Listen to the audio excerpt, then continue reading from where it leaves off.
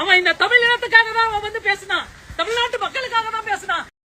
RK நகர்மணி Anbanandam அவர்களோட அம்மா தான் நாட்டுக்காக பேசினாராம். நாட்டுக்காக பேசல அவரு, நோட்டுக்காகவும் சிஎம் சாரு கூட எடுக்க போற போட்டோக்காகவும் பேசினாரு. நாட்டுக்காக பேசின பேச்சு இது நான் கேக்குறேன். சஞ்சய் சாருக்கு போன் பண்ணி சொல்லுங்க சஞ்சய், உங்க அப்பா வந்து பனியூர்ல இருக்காரு, ஆனா தனியா இல்ல, இதெல்லாம் வந்து நாட்டுக்காக பேசுற பேச்சா? சிஎம் சார் கூட இன்னைக்கு போய் போட்டோ எடுக்கிறாங்க ஸ்டாலின் சார் கூட. இந்த ஜென்சி கிட்ஸுங்க ஈஸியா அவங்க எல்லாம் எப்படி அசிங்கமா பேசினவங்க, அசிங்கமான காரியம் பண்ணவங்க.